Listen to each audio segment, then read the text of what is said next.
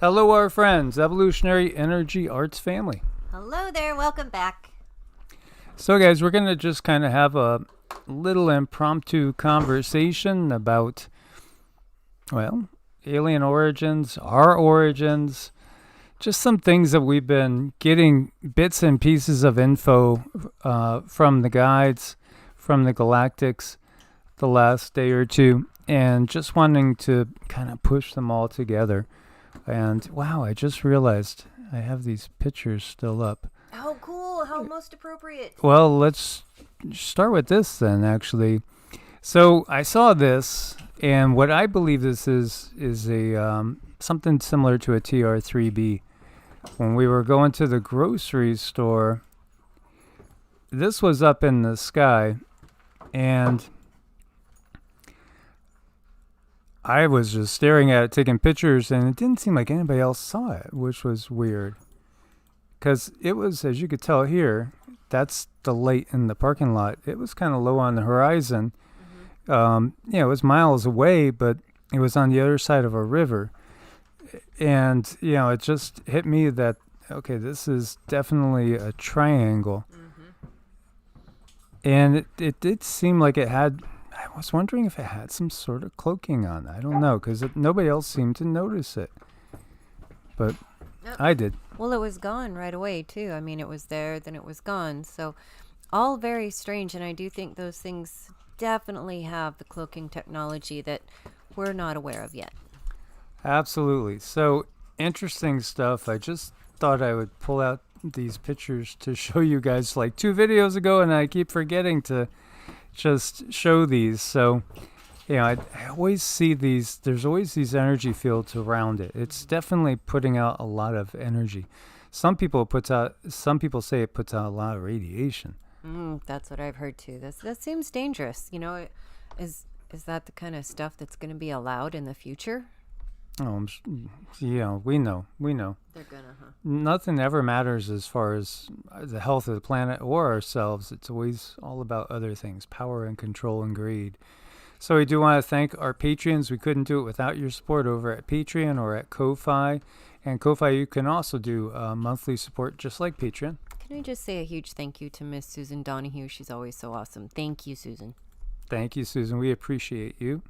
And also check out Medicinal Foods. Use coupon code EEA. It gets a discount for you. It also supports the channel. Lots of stuff. We always have to be detoxing or boosting that immune system. So we're going to be talking about Pleiades and the Pleiadians and some other races as well. And the monkeys are playing in the background, just so you know. Pleiades is also known as the Seven Sisters star cluster. What's interesting is scientists will tell you that it's not likely there's any really intelligent life there because it's a new star system. It's a newer star system, what they tell us. It's a group of more than 800 stars located 410 light years away from Earth in the constellation of Taurus. Symbolized by the bull. Most sky watchers are familiar with the assembly, which looks something like a smaller, hazier version of the Big Dipper in the night sky. Now, these, they say, they are the brightest stars, well, some of the brightest stars in this formation glow a hot blue and form within the last 100 million years. In stellar time, that's actually pretty quick. Not too long ago, they are extremely luminous and will burn out quickly with lifespans of only a few 100 million years, much shorter than billions of years that our sun will enjoy. This is, again, what they tell us. We don't trust them as far as we could toss them. Right. And I do know a couple people who have, we've talked about nakshatras, and the nakshatra in Kritika comes from this constellation. I think that was really cool, and they're very much protectors. Interesting as well. So some people will say, well, then, why are supposedly the Pleiadians way ahead of us as far as their development, their technology, and the like? And the reason is because they don't really originate from the Pleiades. That's the reason. Actually, humans originate from what we have gathered so far from Lyra. And Lyra, as you see here, is another constellation. The average distance is 652 light years. And it's the 52nd largest constellation in the sky. It's known as Lyra, or the Harp. It's an ancient constellation, dates back to Greek times, so they say, and associated with a gentle mortal Orpheus, who loved poetry and music. And there's a story there as well. One of the things that's fascinating is you might have heard of the star Vega. And Vega is a very bright star, but it's also known as one of the North Stars because the Earth's axis wobbles. The Earth's axis rotates similar to a spinning top. The period taken by the precession is approximately 26,000 years. Hence, the North Celestial Pole is not always pointing towards the same star field. It points in different directions. Hipparchus was the first scientist to discover the precession of the Earth, and he estimated that the precession of the Earth's axis is around 130 BC is when he came up with that. But the ancients knew this. While the period of precession being 26,000 years, the pole star located in the northern hemisphere is called Polaris. This is as of 3000 BC, which, coincidentally is about the timing of the beginning of the Kali Yuga. Isn't that curious as well? That's supposedly about the time, 3102, is when supposedly Krishna left and the Kali Yuga began. The North Celestial Pole coincides with the star called Thuban. It's another star. Now that one's in the constellation of Draco. Uh-oh. Oh. And in 14,000, Vega and Lyra will be the North Pole star. So we have basically 3 pole stars, and one of them is Vega, which is in Lyra. It's also interesting that you have one in the constellation of Draco, because Lyra and Draco, these were the big wars. Now, these wars created massive migrations of surviving humans out of Lyra and everywhere, and especially over towards the Pleiades. And, some humanoid beings, some chose to join with the reptilians, the Draco, the AI. Yeah, I mean, it's definitely a choice. Just like we live here today, we have a choice of the surroundings we wish to create. If you could see a Pleiadian with your third eye, so with your third eye, you could see things on different densities like they are on a similar density to you. And this is how Cindy will see sometimes Laurel, who is our contact with the Pleiades. Now, if you were to see Laurel with your visual eyes, she would just be light. Mm-hmm. That's all you would see. You wouldn't see what you're seeing here. Right. And many times, and I've been seeing this a lot lately, are these light pillars that are in the sky. And people are just, they're just crystals, they're ice crystals. But no, these are actual beings. These are very valuable, important beings who are sending information out to other people, giving them upgrades, giving them messages, trying to speak to them. And even if you're someone who's just thinking, well, maybe I wonder if I'm getting messages, you are definitely getting messages from these light beings. They're here to bring upgrades. They're here to bring information and to just let you know that they're here, and there they are. So if you were to see Pleiadians with your visual eye, this is more like what you would see. Yes, that's absolutely what we would see, yeah. Yeah, so this is what it looks like on 5th density. And so when we ascend and we go into the light body, this is what we're going to appear to look like to somebody that was in a 3rd density. We would no longer look like typical solid flesh and blood humans. Mm-hmm. And, there's good reason why, because again, it's a higher density. Very, very different. So, when you do see this representation, it's kind of like it's representing with the third eye when you're seeing things on an equal level playing field, so to speak. So we wanted to share a few things with you, part of which is the fact that humanity did have to, because of these wars, the Lyra and Draco wars, had to basically become migrants. And when we see migrants on the earth, As above, so below. Isn't it always another group that's all of a sudden a migrant wave, fleeing war, fleeing, turmoil, earth changes, strife, plague, famine, you name it. This just seems to be part of the human history. Unfortunately, yes, but I do believe things have gotten much better. They are getting better. We have new beings that are coming forward, that are making themselves known, that are talking to many more of us, giving us understanding and information to help make our lives better. Barbara Brennan put out some classic books like Hands of Light and a few others, and she's somebody that was a therapist. She's an energy worker. She has her own system that she does. And she talks about at the core level, when you see this late in the heart center, that's the real us. That's the real soul. Again, the body is a vehicle. Some beings really enjoy a earthy, very, very dense physical existence. Now, when we talk about like the Anunnaki, for instance, they like fourth density and where they are. They actually are working. The Anunnaki are working on being able to hold third density longer and better because they are, let's just say, they're kind of hedonistic. So Yeah, we have that going on too. Some people like that denser experience, I guess. Yeah, and so they are basically denizens. Their home turf is the lower astral, lower 4D.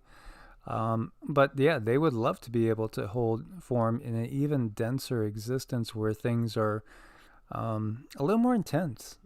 A little more intense. Then we have the Arcturians, beautiful beings, great masters of health, healing, genetics. Yes, whenever we're working with these beings, these are what they like to impart is their healing ability, their healing knowledge. They will channel through certain people using their energies to help heal. So these beings are all about health, healing, love, growth. Just very, very wonderful beings to be in contact with. Absolutely. And these are very high vibrational beings. Very high, yes. Yes. And very, very scientific. There are the ones that Cindy always calls the blue beings, which have had a big impact on our planet as well. And these beings, they're all about love, peace, joy, teaching people how to hold a higher vibration. I kind of like to call it the vibration of celebration or the vibration of joy.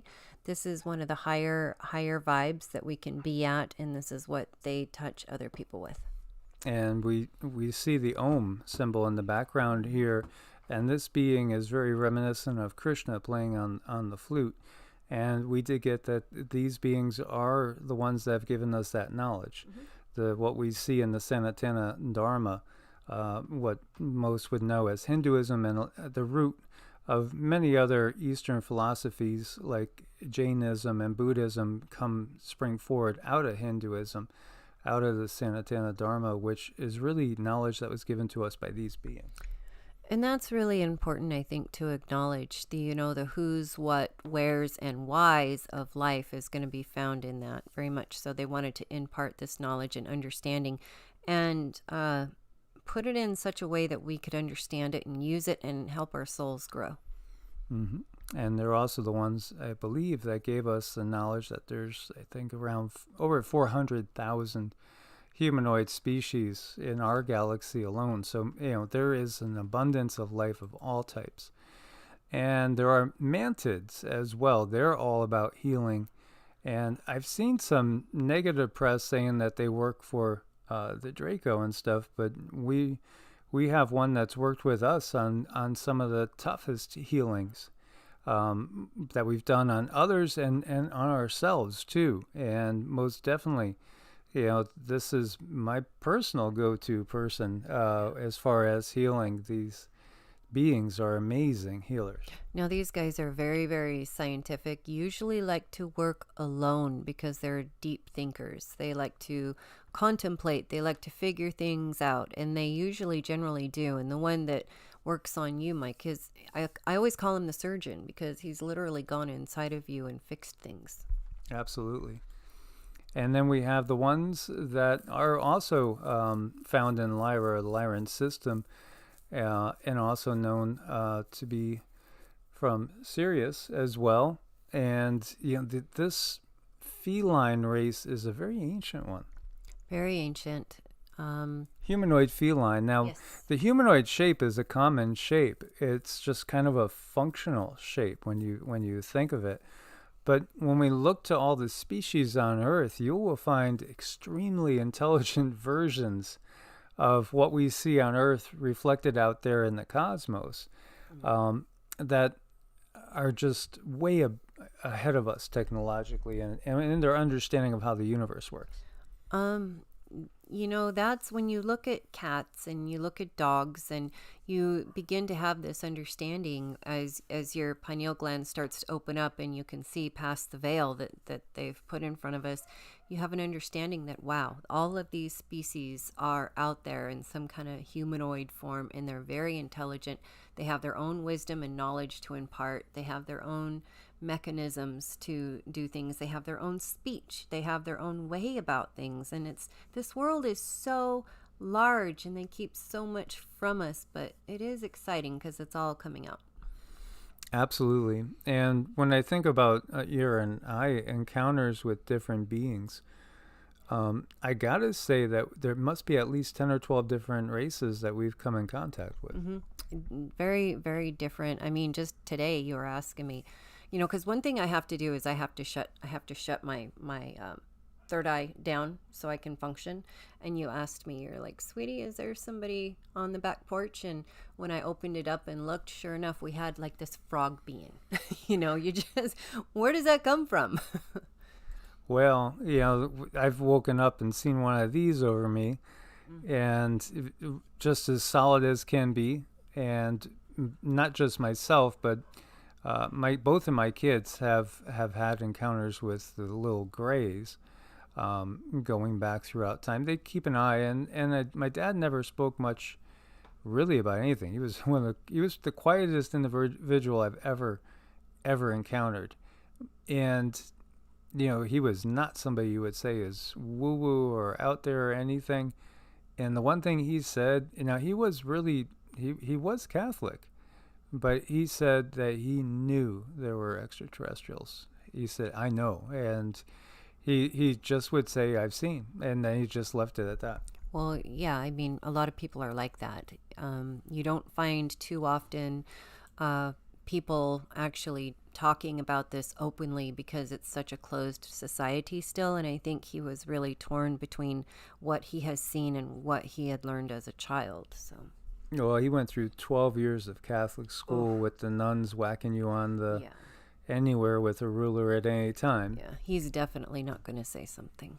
No. And then, of course, we have the Anunnaki. Now, the Anunnaki themselves were there basically at the Lyran Wars never stopped. That's the thing. We're still in a war.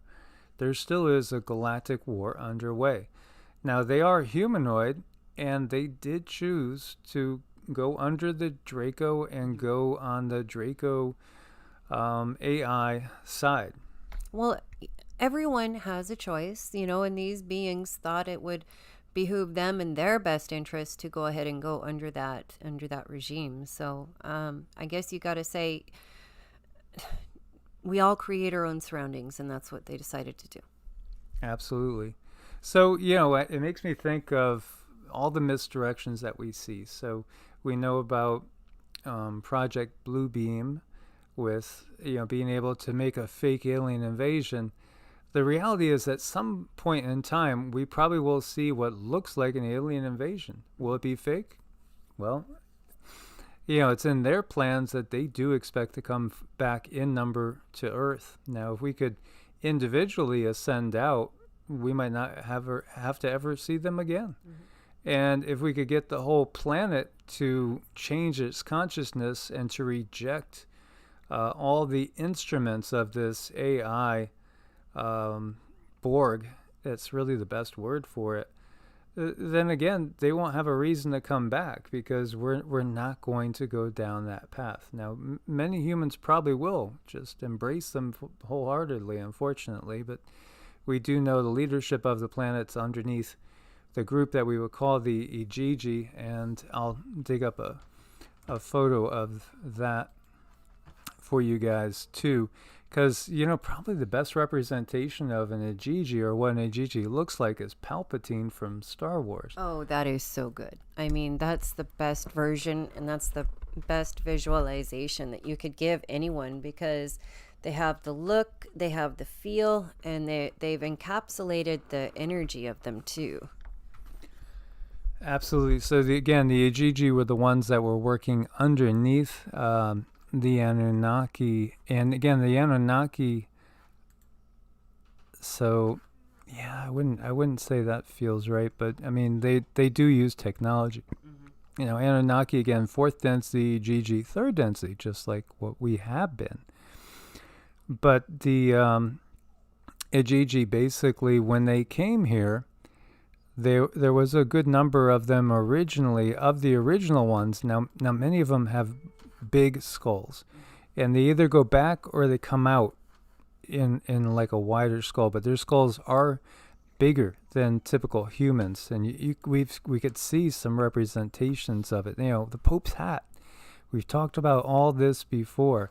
Yes, this one's very, very much. This is right on.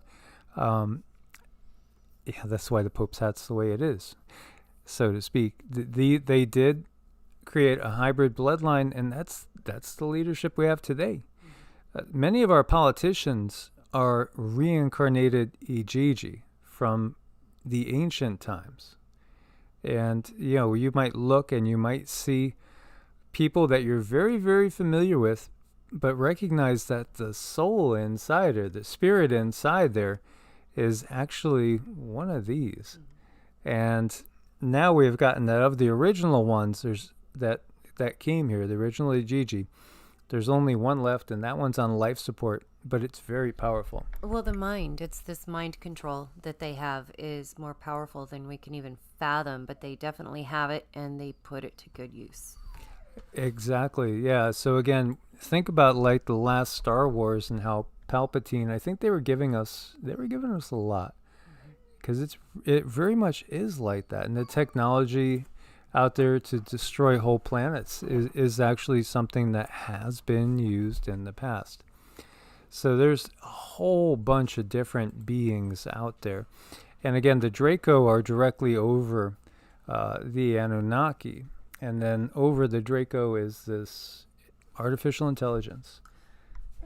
And a lot of people, I'm hearing more and more, a lot of other people are coming up with that information too. The same type of AI presence, AI dragon, AI black hole. It's just something that's really, we need to keep our distance from that stuff, because we're actually selling ourselves into it. So this is not unlike what she was talking about being on the deck, the Nomo. And the Nomo also taught humanity many things. And perhaps they are the source of some of the merman legends here on Earth. Now, there are societies that are living under the sea. There are whole massive cities in the oceans, as well as in the inner Earth as well. Right. We need to understand that we're surrounded by these beings. Just because we can only see each other in this space that we're in, that doesn't mean it's not taken up. No, not at all. Now, what else did we want to share? What else did you want to share about, the migrants and the Lyran wars? The fact that it's still going on. It's going on in more than one density, and we were talking about this last night.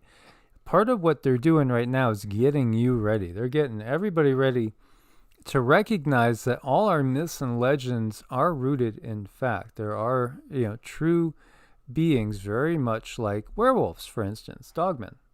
And then we also have beings that are very much like vampires, very much like all these quote-unquote mythological beings out there. And here, many times we've looked to beings as gods, but they're not gods. They're just other beings. they're not source and they're not the creator of this universe, but they're like us. They're just in different vehicles for the soul to utilize.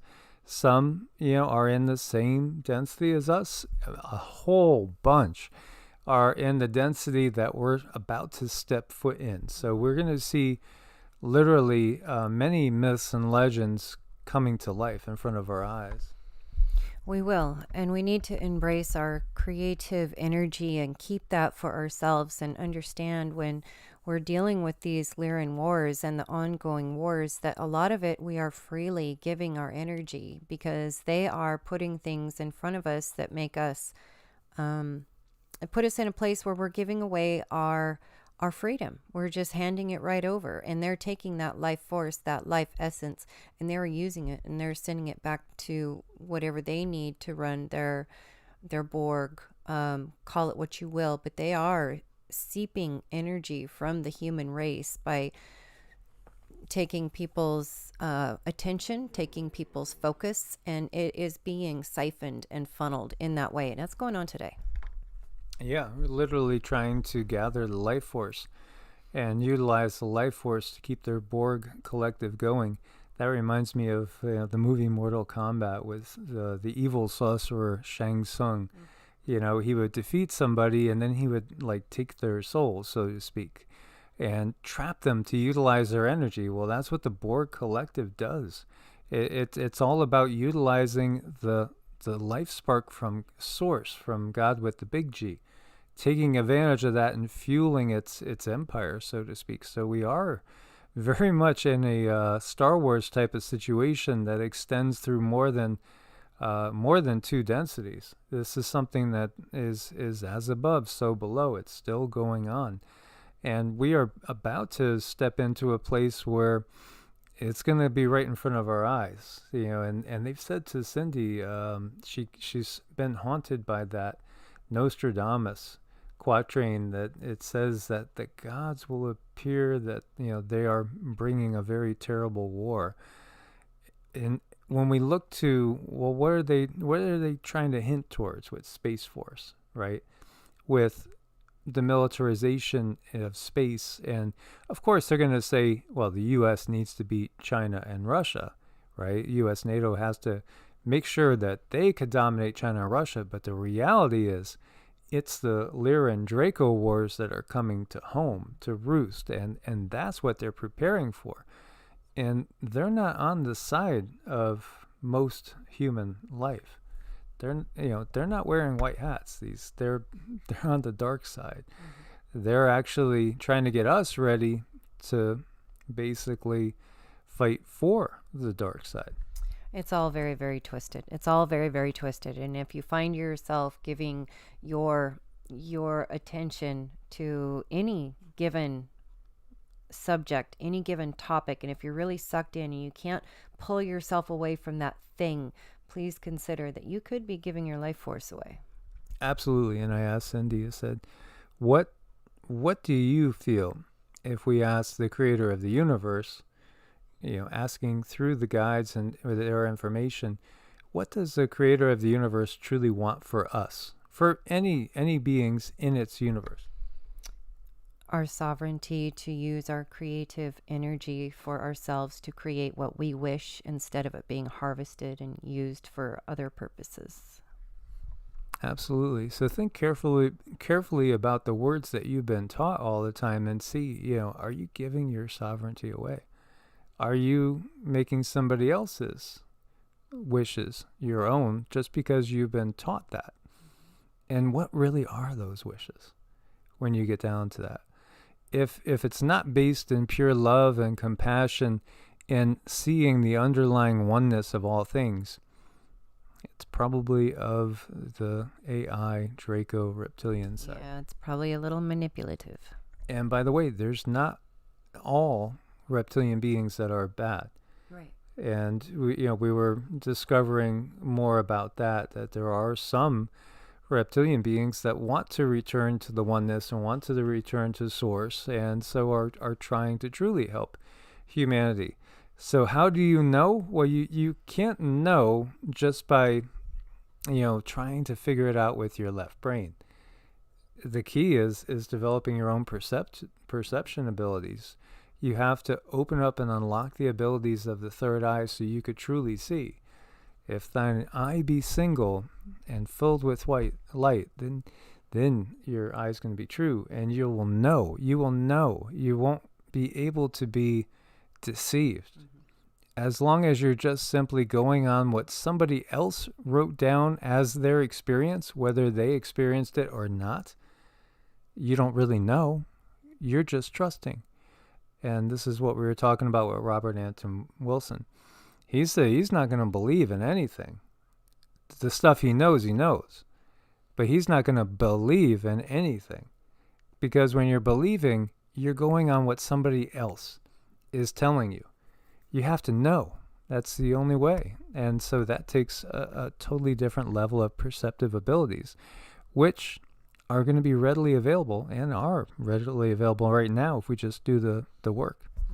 Right. They just keep us really busy in this life, being traumatized and busy at work, busy at home, busy. So we can't sit and get quiet and develop this, because it does take a large measure of it is all about healing the trauma, whether it be as a child or even lineage, ancestry.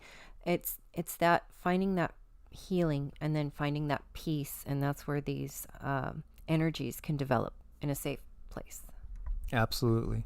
So keep putting your positive intentions out there. Have a regular spiritual practice that can be absolutely unique because you're a unique individual. But again, things like meditation, qigong, mantras, especially mantras I feel in Sanskrit and in some other languages, are very powerful. Such powerful tools.